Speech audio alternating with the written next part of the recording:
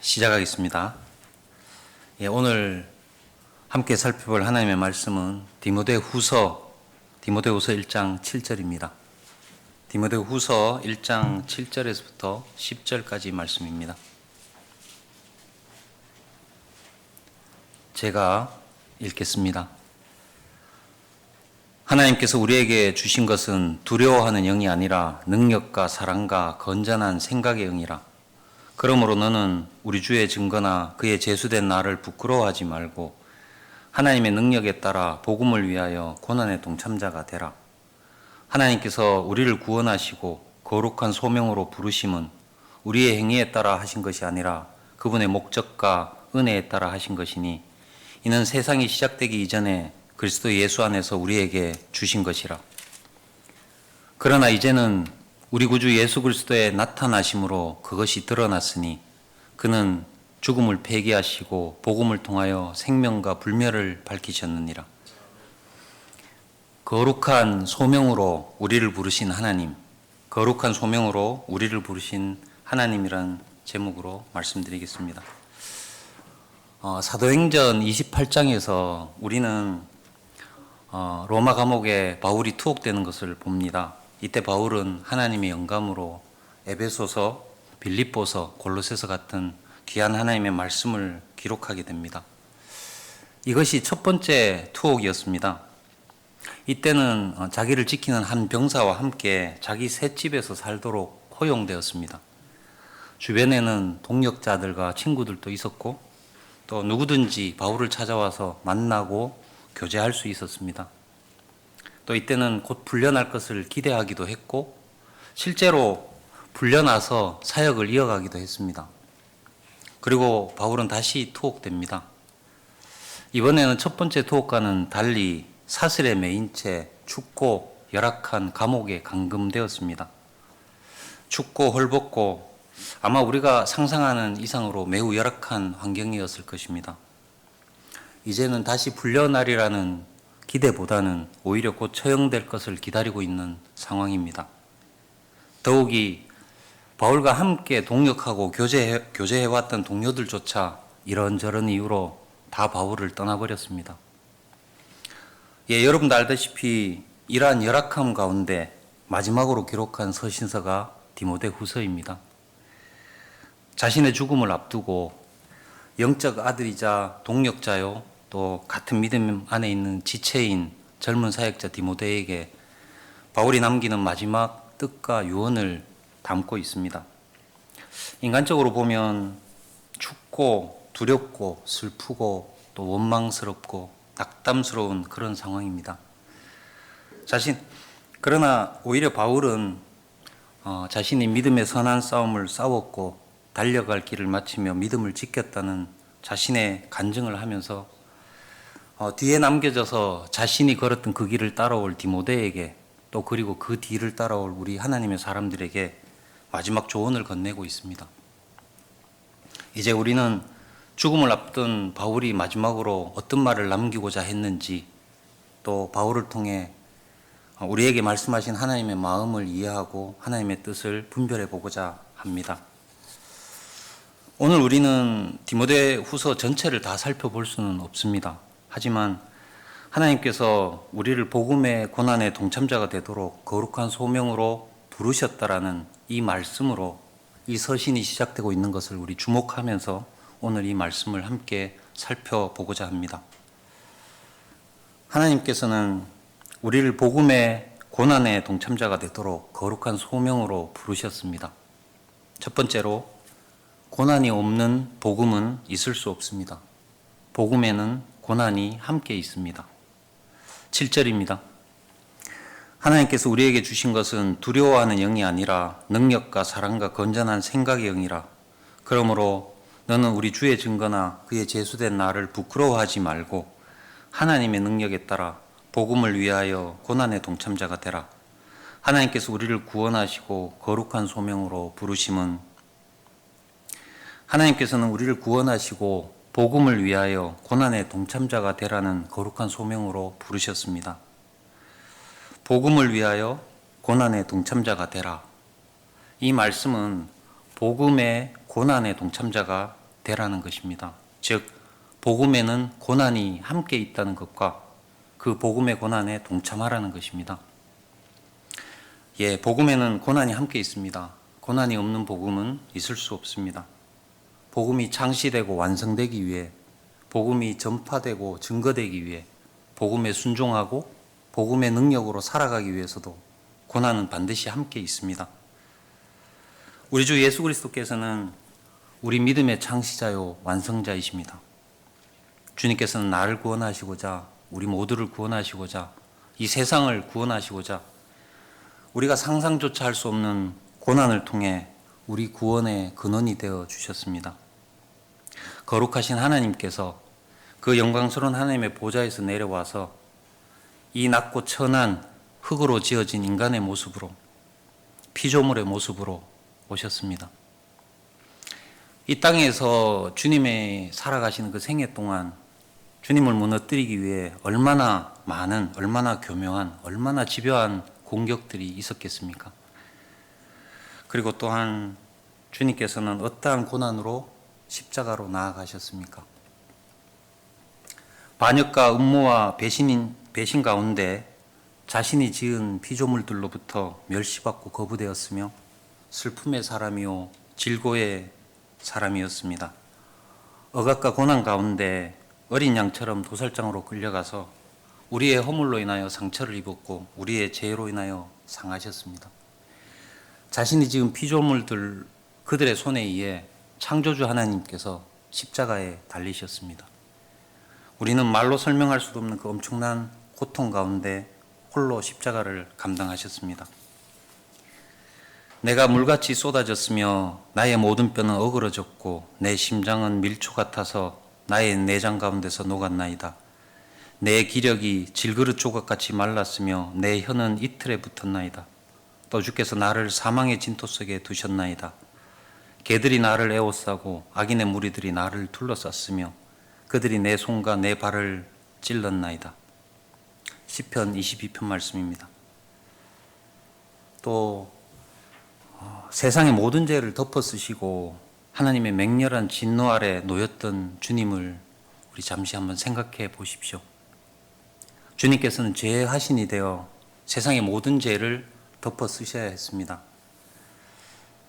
살인을 예로 들어보자면 살인자의 그 포악하고 잔혹하고 악랄한 그 모든 죄성을 고스란히 덮어 쓰셔야 했고, 또 살인을 당하는 자의 그 처참한 절망과 공포를 또한 친히 다 겪으셔야 했습니다. 그렇게 셀 수 없는 수많은 죄들과 또 수없이 저질러진 그 모든 죄에 대하여 더럽고 추하고 악랄한 그 모든 죄성과 절망과 공포, 저주와 탄식 같은 그 모든 비참함을 홀로 친히 다 겪으셔야 했습니다. 더욱이 그 가운데 아버지 하나님의 맹렬한 진노와 저주를 홀로 감당해야만 했습니다. 죄의 하신이 된 주님께 쏟아지는 하나님의 진노가 얼마나 크고 두렵고 맹렬했겠습니까? 세상이 시작된 이래로 그와 같은 진노가 있었겠습니까? 세상 그 누가 그러한 진노를 감당할 수 있었겠습니까? 참으로 그 혼의 고통이 어떠했겠습니까? 또 주님께서는 제3시에 십자가에 달리셨습니다. 그리고 제6시에서 제9시까지 어둠이 온 땅을 덮었습니다. 우리 시간으로 제6시는 12시입니다. 그리고 제9시는 3시입니다. 바로 정오 12시부터 3시까지 하루 중에 가장 해가 밝고 뜨거운 그 시간에 어둠이 온 땅을 덮은 것입니다. 이 무서운 3시간 동안 무슨 일이 일어나고 있었던 것입니까? 그 시간 아버지 하나님께서는 그 사랑하는 아들, 자신의 독생자 예수 그리스도로부터 얼굴을 돌리셨습니다. 하늘의 빛을 끄셨고 검은 장막으로 하늘을 가리셨습니다. 그렇게 어둠이 온 땅을 덮었습니다. 영원토록 언제나 함께였던 아버지로부터, 그 사랑하는 아버지로부터 철저히 버림받았습니다. 아버지를 아버지라 부르지 못하고 마침내 그 극단의 고뇌 가운데 나의 하나님, 나의 하나님, 어찌하여 나를 버리셨나이까? 라고 부르짖어야만 했습니다. 그 영의 고통이 또한 어떠했겠습니까? 칼을 들어 번제단에서 사랑하는 아들을 내리치셔야 했던 아버지의 고통은 또한 어떠했겠습니까? 그러한 십자가 한복판에서 주님께서는 하나님의 모든 권능을 내려놓고 단지 어린 양으로서 거대한 영적 존재인 마귀와 정사들과 권세들과 그러한 족속들과 거대한 전쟁을 치르신 것입니다. 그렇게 정사들과 권세들을 벗겨내어 그것들을 공개적으로 나타내시고 십자가로 그들을 이기셨고 마침내 죽음을 폐기하시고 복음을 통하여 생명과 불멸을 밝히셨습니다. 그렇게 주님께서는 아들이면서도 고난받는 일들로 순종을 배워서 온전하게 되심으로 자기에게 순종하는 모든 사람에게 영원한 구원의 근원이 되어 주셨습니다. 우리는 그분의 사랑과 희생 앞에 조용히 엎드릴 뿐입니다. 또 복음이 전파되고 증거되기 위해서도 또 복음에 순종하고 복음의 능력으로 살아가기 위해서도 고난은 반드시 함께합니다.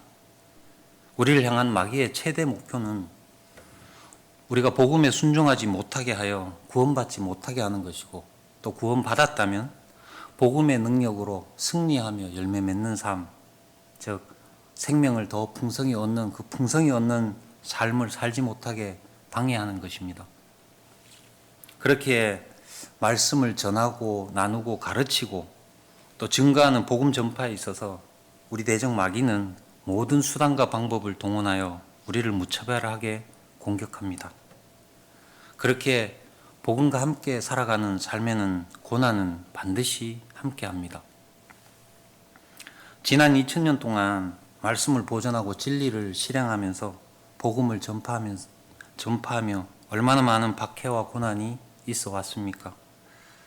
야고보, 스테판, 바울, 모든 믿음의 선진들이 그러하였고 십자가 이후에 지금까지 수천만, 수억, 수십억 셀 수 없는 구름 같은 증인들이 그러하였습니다.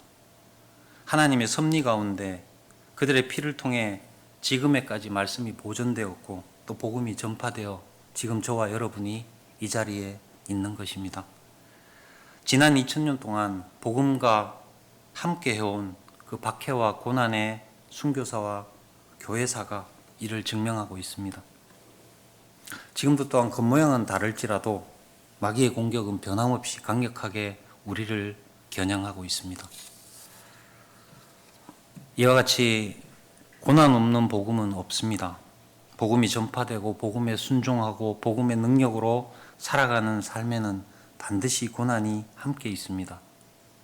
그렇기에 우리가 복음과 함께 있는 이 고난을 피한다면, 그렇게 한다면 비록 우리는 구원을 받았을지라도 진정한 복음의 능력을 얻을 수는 없는 것입니다. 또한 결코 복음의 고난의 동참자가 되라고 부르신 주님의 부르심에도 참여할 수가 없습니다. 복음과 함께 살아가고자 하는 사람에게 고난은 선택이 아니라 필수인 것입니다. 실로 그리스도 예수 안에서 경건하게 살고자 하는 모든 사람은 박해를 받을 것이라. 그렇기에 반드시 복음으로 구원받아야 하고 또 반드시 복음의 능력으로 살아가야 하는 우리에게 하나님께서는 복음의 고난에 동참자가 되라고 부르신 것입니다. 하나님께서는 우리를 복음의 고난에 동참자가 되도록 거룩한 소명으로 부르셨습니다. 두 번째로 이 부르심은 세상이 시작되기 이전에 이미 우리에게 주어진 것입니다. 9절입니다. 하나님께서 우리를 구원하시고 거룩한 소명으로 부르심은 우리의 행위에 따라 하신 것이 아니라 그분의 목적과 은혜에 따라 하신 것이니 이는 세상이 시작되기 이전에 그리스도 예수 안에서 우리에게 주신 것이라. 그러나 이제는 우리 구주 예수 그리스도의 나타나심으로 그것이 드러났으니 그는 죽음을 폐기하시고 복음을 통하여 생명과 불멸을 밝히셨느니라. 하나님께서 우리를 구원하시고 복음의 고난의 동참자가 되라고 거룩한 소명으로 부르셨습니다. 이것은 우리의 행위에 따라 하신 것이 아니라 하나님의 목적과 은혜에 따라 하신 것입니다. 이 부르심은 우리의 지혜나 능력이나 우리의 IQ나 우리의 언변이나 우리의 돈이나 우리의 지위와 같은 우리의 행위에 따라 하신 것이 아닙니다. 우리가 잘나고 똑똑하고 가방끈 길고 가진 것이 많아서 나름 쓸만해서가 아닙니다. 육신의 뜻으로나 사람의 뜻에 의한 것이 아닙니다. 오직 하나님의 위대한 목적과 은혜에 따라 하나님의 위대한 지혜와 능력으로 하신 것입니다.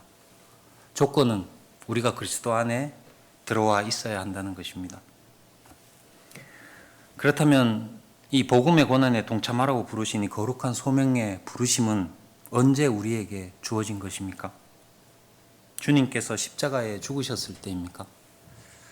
아니면 우리가 각자 구원을 받았을 때일까요?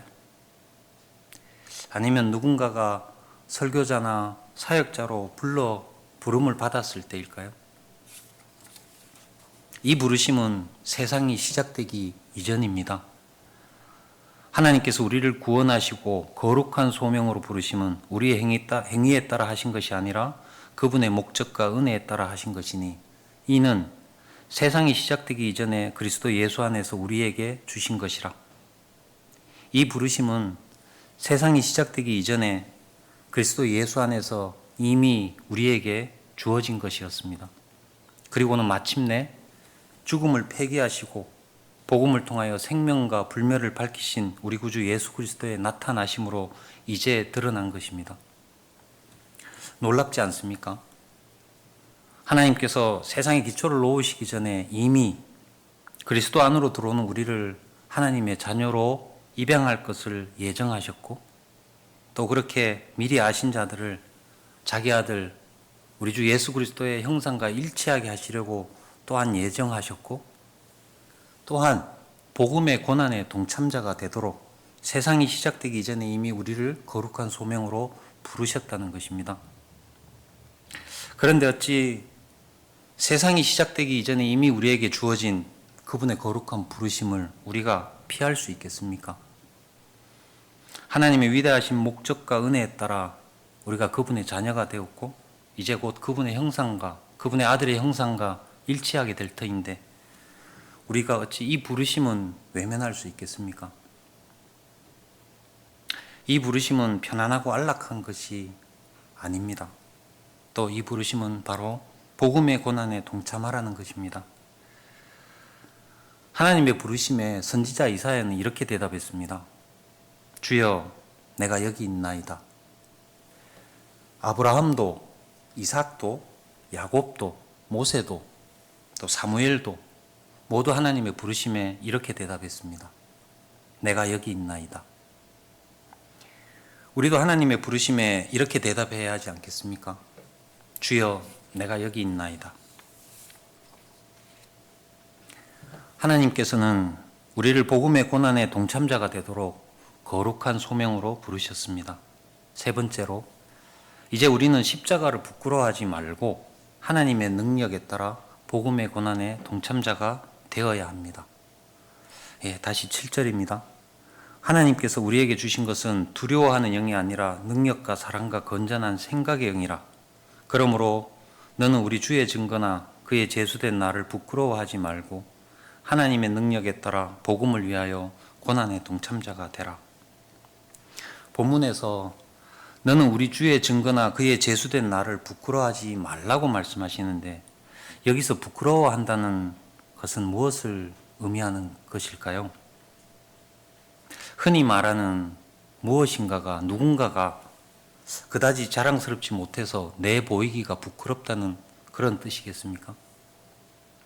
본문에서 부끄러워한다는 의미는 주 예수 그리스도의 십자가를 전파하다가 체포되어서 머지않아 처형될 그 바울과 가까이 하다가 같은 부류이거나 동료임이 밝혀질 때 자신도 체포되어 동일한 고난을 받게 될까 두려워 주님을 또는 바울을 모른 채 하거나 거리를 두고 멀리 떨어져 있는 것을 말합니다. 누가 생각나십니까? 베드로가 그렇게 했습니다. 베드로는 주님이 잡혀가시던 그날 주님과 멀찍이 떨어져서 주님을 따라갔습니다. 물론 베드로가 왜 주님을 멀찍이 따라갔는지 그 마음을 우리는 다 알 수는 없습니다. 하지만 분명한 것은 베드로가 주님에게서 멀찍이 떨어져서 따라갔고 주님과 한패라는 사실이 밝혀지려 하자 3번이나 주님을 부인했다는 것입니다. 심지어 궁지에 몰리자 저주하고 맹세하면서까지 주님과의 관계를 부인했습니다. 분명히 너는 그들과 한패라.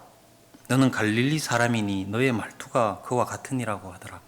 그러나 그가 저주하고 맹세하기 시작하며 말하기를 나는 너희가 말하는 이 사람을 알지 못하노라 고 하니라. 아마 베드로는 두려웠을 것입니다. 또 무엇인가 지키고 싶은 것이 있었을 것입니다. 바울과 함께 동역하며 교제하던 바울의 동료들도 그러했습니다. 로마의 박해가 극심해지고 바울이 체포되어서 처형을 눈앞에 두자 바울의 동료였던 자들 중 많은 이들이 바울을 부끄러워하여 바울을 떠났습니다. 부겔로와 헤모게네가 그러했습니다. 아시아에 있는 모든 사람이 내게서 떠난 이것을 내가 아나니 그 중에는 부겔로와 헤모게네가 있느니라. 디모데 4장에서는 데마가 세상을 사랑하여 바울을 떠났다고 말합니다. 또 어떤 이유인지는 모르지만 그레스코도 디도도 바울에게서 떠났고 오직 누가만 남아있다고 말합니다. 그러나 오네시포로는 달랐습니다. 그는 바울이 사슬에 매인 것을 부끄러워하지 않았습니다. 자신도 함께 체포되어 처형될까 두려워하지 않고 또 자신의 안락한 삶을 지키고자 멀찍이 거리를 두고 떨어져 있지 않았습니다. 오히려 매우 열심히 바울을 찾아 만나고 섬기고 교제하며 동역을 이루었습니다. 주께서 오네시포로의 집에 자비를 베푸시기를 원하노라. 이는 그가 종종 나에게 생기를 돋워주고 나의 사슬에 매인 것을 부끄러워하지 아니하였으며 오히려 그가 로마에 있을 때 매우 열심히 나를 찾아 만났습니다. 여러분은 어떻습니까? 여러분은 주님과 동행하고 있습니까? 그렇다면 여러분 자신과 주님과의 거리는 얼마나 됩니까? 혹시 우리에게도 주님과 거리를 두게 하는 무언가가 있지는 않습니까? 베드로처럼 주님과 한패라는 사실이 밝혀져서 그래서 고난을 받게 될까 두렵습니까? 아니면 무엇인가 마음에 지키고 싶은 것이 있어서 주님께 더 가까이 나아가지는 못하는 것은 아닙니까? 지금 내가 가지고 있는 이 삶의 안정과 편안함과 안락함이 손상되지 않는 그 적당한 선에서 그 적당한 거리를 유지한 채 주님을 따르고자 하지는 않습니까? 두려움이 혹은 이 땅에서의 안락한 삶에 대한 그런 바람이 주님과 거리를 두도록 만들고 있지는 않습니까? 하나님께서는 지금 본문에서 우리에게 주의 증거와 제수됨을 부끄러워하지 말고 기꺼이 복음의 고난에 동참자가 되라고 말씀하십니다. 하나님께서 우리에게 주신 것은 두려워하는 영이 아니라 능력과 사랑과 건전한 생각의 영이라. 그러므로 너는 우리 주의 증거나 그의 제수된 나를 부끄러워하지 말고 하나님의 능력에 따라 복음을 위하여 고난의 동참자가 되라. 자신 안에 예수 그리스도께서 거하시는 성도라면 그에게는 능력이 있습니다. 능력과 사랑과 건전한 생각의 영이 우리 안에 거하기 때문입니다.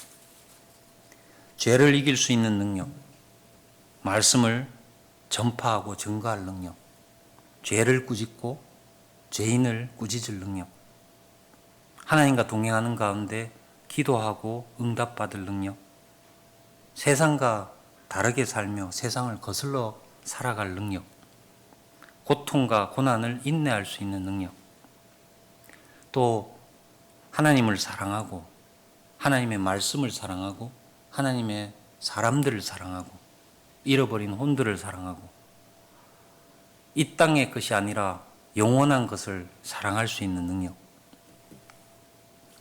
또 진리를 발견하고 거짓과 기만을 분별하고 무엇이 선한 것인지 또 아닌지, 무엇을 취하고 무엇을 버려야 할지 아는 건전한 생각의 능력. 그렇습니다. 하나님께서는 우리에게 두려워하는 영을 주신 것이 아니라 능력과 사랑과 건전한 생각의 영을 주셨습니다. 그렇기에 부끄러워하지 말고 두려워하지 말고 하나님의 능력에 따라 기꺼이 복음의 고난에 동참자가 되라고 말씀하신 것입니다. 우리의 지혜나 능력으로는 복음의 고난에 동참자가 될 수는 없습니다. 하나님의 능력과 사랑과 건전한 생각의 영을 따를 때 비로소 우리는 능히 복음의 고난에 동참자가 될 수 있습니다. 헌신한다는 것은 주님께서 나의 주 되심을 인정하고 주님의 종으로서 그분께서 나를 그분의 뜻대로 역사할 수 있도록 나를 내어드리는 것입니다. 또 의탁한다는 것은 그날을 대비하여 우리를 능히 지키시는 가장 안전한 주님께 나의 삶의 모든 것을 맡겨드리는 것을 말합니다. 우리는 우리 주 예수 그리스도를 신뢰하기에 주님께 기꺼이 나를 헌신하고 또 나의 생을 의탁함으로써 내 안에 계신 주님을 통하여 거룩한 소명으로 부르신 하나님의 그 부르심에 응답할 수 있습니다. 바울도 이와 같이 고백합니다. 그런 연유로 내가 이러한 고난을 당해도 부끄러워하지 아니하노니, 즉 고난을 두려워하지도 않고 또 피하지도 않는다는 뜻이겠죠. 이는 내가 믿은 분을 알고 내가 위탁한 것을 그날을 대비하여 그분께서 능히 지키실 줄을 확신함이라. 오늘 우리는 하나님께서 우리를 구원하셔서 복음의 고난에 동참자가 되도록 거룩한 소명으로 부르셨음을 살펴보았습니다. 먼저 복음에는 고난이 함께 있다는 것입니다. 주님께서 고난 가운데 복음을 창시하고 완성하셨듯이 마찬가지로 우리가 복음을 전파하고 증거하기 위해서 또 복음의 능력으로 살아가기 위해서는 고난은 반드시 함께 있다는 것입니다. 그리고 누구라도 그리스도 예수 안에 있는 사람이라면 복음의 고난의 동참자가 되라고 부르신 이 거룩한 소명이, 이 부르심이 세상이 시작되기 이전에 이미 그에게 주어져 있다는 것입니다. 또 하나님께서는 부르신 그에게 능력과 사랑과 건전한 생각의 영을 주셔서 자신의 능력이 아니라 하나님의 능력에 따라 능히 복음의 고난에 동참하고 또 승리할 수 있게 하셨다는 것입니다. 이제 우리에게 달려 있습니다. 우리 주님처럼 또 수많은 믿음의 선배들처럼 우리도 또한 물러설 수 없습니다. 지금의 편안함과 안락함을 지키고자 주님으로부터 적당히 거리를 두고 주님을 따를 수는 없습니다. 주님의 마음이 이러합니다. 복음에는 고난이 함께 있다. 내가 겸손과 순종으로 고난 가운데 복음을 창시하고 완성하였듯이 복음을 전파하고 증거하기 위해서는 또 복음에 순종하고 복음의 능력으로 살아가기 위해서는 고난은 필히 함께 있다. 그러니 그 고난을 피하지 말고 오히려 기꺼이 동참하라. 내가 너희 안에 거하며 능력과 사랑과 건전한 생각으로 너와 함께 하리라. 나 자신보다 나를 더 잘 아시고 나 자신보다 나를 더 사랑하시는 주님을 우리는 신뢰하기에 우리는 주님께 나를 헌신하고 나의 생을 의탁함으로써 능력 있는 복음의 고난에 동참자가 될 수 있습니다. 지금까지 주님을 따르며 맡겨주신 일을 신실하게 잘 감당하신 여러분을 하나님께서는 기뻐하실 것입니다. 그럼에도 오늘 여러분 자신과 주님과의 거리가 얼마나 되는지 다시 한번 스스로 확인해 보는 계기가 되어 복음의 고난의 동참자라고 부르신 하나님의 부르심에 내가 여기 있나이다 라고 기꺼이 응답하여 주님께 더 가까이 밀착하고 하나님께 귀하게 쓰임받고 또 영원토록 누리게 될 생명을 더 풍성히 얻는 여러분이 되시길 바랍니다.